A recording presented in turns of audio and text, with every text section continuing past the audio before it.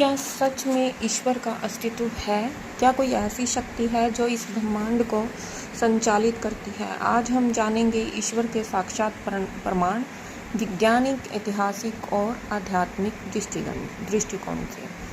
सबसे पहले प्राचीन ग्रंथों से हमें जो प्रमाण मिलते हैं, चाहे ऋग्वेद हो, भगवत गीता हो, उपनिषद हो, उन सब से हमें पता चलता है कि ईश्वर है। हमारे शास्त्रों में ईश्वर को सर्वत्र व्यापी बताया गया है। भगवत गीता में श्री कृष्ण कहते हैं कि सबका कारण मैं ही हूँ। ऋग्वेद कहता है एको अहम बहुश्याम। ये केवल विश्वास नहीं बल्कि उन ऋषियों की अनुभूतियाँ हैं जिन्होंने ईश्वर का प्रत्यक्ष अनुभव किया।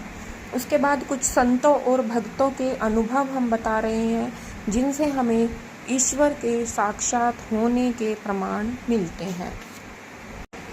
उन भक्तों में सबसे पहले हैं रामकृष्ण परमहंस।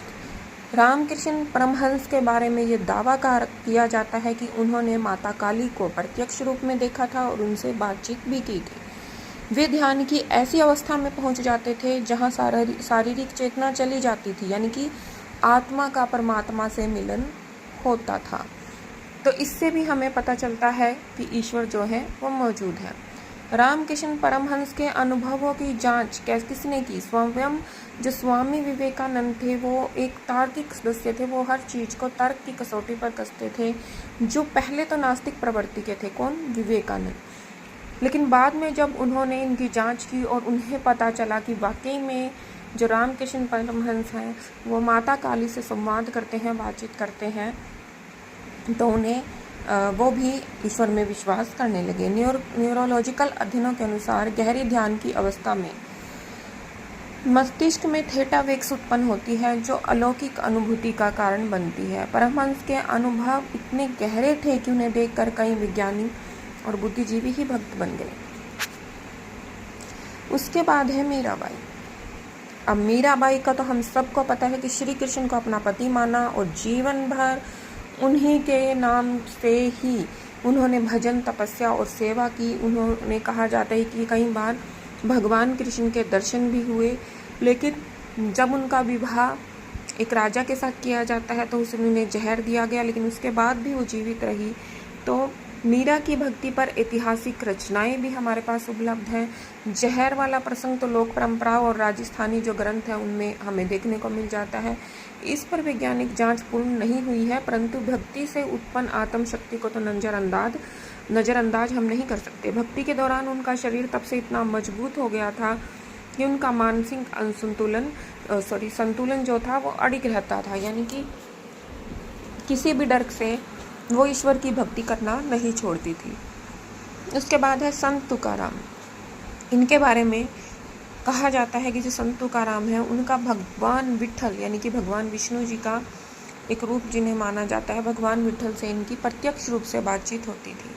और कुछ लोग ऐसा भी इनके बारे में लोक कथाएं हैं कि इनको उड़ते हुए भी देखा गया है।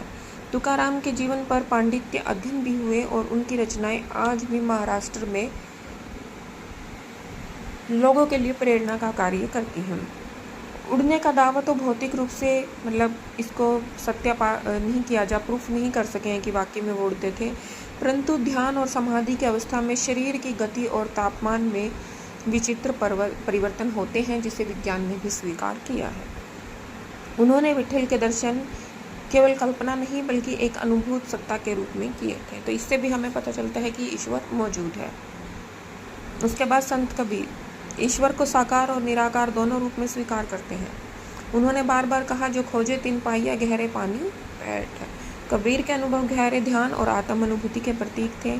उनके दोहों में मनोवैज्ञानिक और दार्शनिक स्तर पर ऐसी बातें हैं जो आधुनिक योग या माइंडफुलनेस के सिद्धांतों से मेल खाती हैं। कबीर दास ने कभी किसी चमत्कार का दावा तो नहीं किया, लेकिन उन्होंने अपने अनुभव को ही प्रमाण माना है। आज की न्यूरोसाइंस भी मानती है कि ध्यान, भक्ति और साधना से मस्तिष्क में कुछ ऐसे हार्मोनों का स्राव होता है जो व्यक्ति को दिव्य अनुभूति देता है।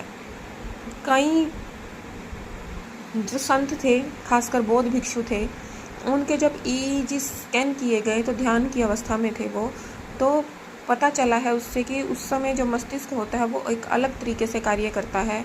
यही वही अवस्था होती है जिसमें संतों को ईश्वर के दर्शन होते हैं। ये संत केवल आस्था के प्रतीक नहीं है, बल्कि ध्यान और आध्यात्मिक प्रयोग के वैज्ञानिक उदाहरण भी है। उनके अनुभवों को पूरी तरह से कल्पना कहना गलत है।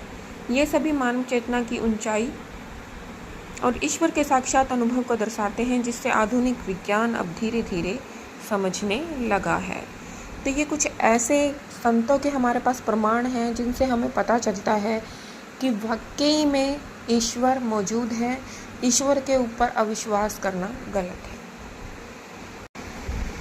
अब हम अपनी इस वीडियो में कुछ ऐसे मंदिरों के बारे में भी बात करेंगे जिनसे आज भी हमें पता चलता है कि मतलब ईश्वर जो है वो साक्षात मौजूद है इस सृष्टि में कहीं ना कहीं, और ईश्वर की सत्ता आज भी है।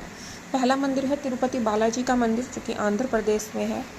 वहाँ पर कहा जाता है कि जो भगवान वेंकटेश्वर की मूर्ति है उस पर बाल उगते हैं। अब मूर्ति पर बाल उगना, आप समझिए कि किसी मूर्ति पर बाल कैसे उग सकते हैं। और मूर्ति पर नियमित रूप से पसीना भी आता है। चप्पल जैसी ध्वनि भी रात को सुनाई देती है, यानी कि चप्पल जैसी, यानी कि किसी के चलने की ध्वनि वहाँ पे सुनाई देना, मूर्ति पर पसीना आना, बाल उगना, ये सब एक ऐसी बातें हैं जिससे हमें पता चलता है कि वाकई में भगवान मौजूद है। वैज्ञानिकों ने मूर्ति के बालों की संरचना की जांच की, वह इंसानी बालों जैसे ही है, लेकिन पत्थर की मूर्ति पर बाल कैसे उग सकते हैं यह आज भी रहस्य बना हुआ है। मूर्ति पर पसीना आना और ध्वनि आना, कोई भौतिक कारण इसका नहीं बता पाया। उसके बाद है वैष्णो देवी का मंदिर, जो जम्मू में है। माँ की 3 प्राकृतिक पिंडियाँ हैं, हम सबको पता है, बिना किसी मानव कारीगरी के स्वयं उत्पन्न हुई हैं। अब इनकी जो पिंडियों की संरचना थी, इनकी जांच की गई कि ये किस मूर्ति कला से मेल खाती हैं, लेकिन वो किसी भी मूर्ति कला से मेल नहीं खाती थी। इस जांच से हमें ये पता चला। तो इसका मतलब ये है कि देखिए, हमारे जो भूगर्भ शास्त्री हैं, यानी कि जो इन चीज़ों की जांच करते हैं, उन्हें पता चल जाता है अगर ये मूर्ति किसी न किसी समय से होती, किसी ने बनाई होती, तो किसी संरचना से मेल खाती, लेकिन ऐसा नहीं हुआ। तो इसका मतलब है कि वाकई में माता उपस्थित है। और यहाँ 24 आवर्स जल बहता रहता है, जो पहाड़ी चट्टानों में स्वाभाविक नहीं होता। उसके बाद है कैलाश पर्वत। यह पर्वत भगवान शिव का निवास माना जाता है। भारत तिब्बत सीमा पर है ये। कोई भी व्यक्ति इस पर्वत पर चढ़ नहीं सका है आजकल। हर बार या तो उसकी मौत हो जाती है, जो भी चढ़ने की कोशिश करता है, या फिर वो अपना जो मानसिक संतुलन है वो खो देता है। वैज्ञानिक विश्लेषण। कैलाश पर्वत के चारों ओर की झीलें, जिसमें मानसरोवर है, राक्षस ताल है और भी बहुत सारी झीलें, जिसमें कहते हैं कि चुंबकीय संतुलन पाया गया है।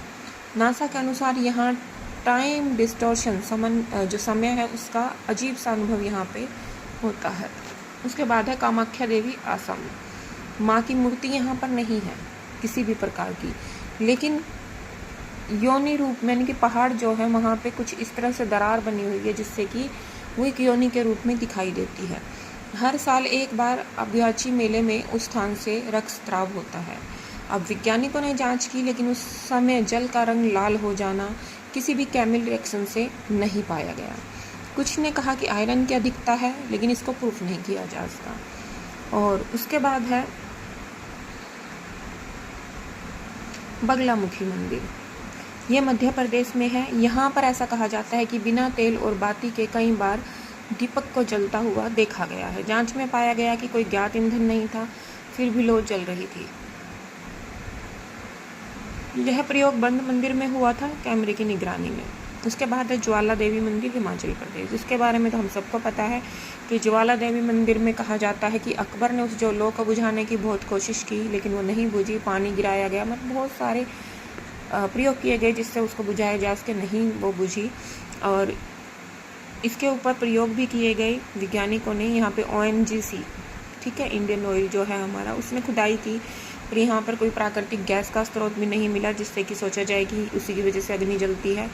आधुनिक यंत्रों से, यानी कि जो भी आजकल के हमारे पास गैजेट्स हैं, जो भी चीज़ें हैं, उनसे भी हमने पता लगाने की कोशिश की हमारे वैज्ञानिकों ने, लेकिन अग्नि के स्रोत का कोई पता नहीं चला। तो वैज्ञानिकों की राय है और अनुभव है जिनसे हमें पता चलता है। जैसे आइंस्टाइन जो बुद्धिमान थे, एक वैज्ञानिक थे, उन्होंने कहा कि मैं ब्रह्मांड के नियमों को देखता हूँ तो एक सर्वोच्च बुद्धिमत्ता की झलक हमें मिलती है।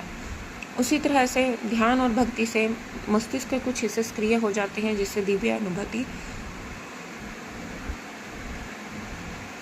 होती हैं। इन सारे चमत्कार और घटनाओं का आधुनिक विज्ञान आंशिक विश्लेषण कर पाया है, लेकिन कोई अंतिम निष्कर्ष नहीं निकला। हाँ, इससे एक निष्कर्ष जरूर निकला कि ईश्वर एक अनुभूत शक्ति है जिसे विज्ञान अभी पूरी तरह नहीं पकड़ पाया है, लेकिन उसके पीछे ऐसा कुछ जरूर है जो सामान्य से परे है। तो ये थी हमारी आज की वीडियो, जिससे हमें पता चलता है कि वैज्ञानिक प्रमाणों से हमें पता चलता है कि ईश्वर आज भी मौजूद है।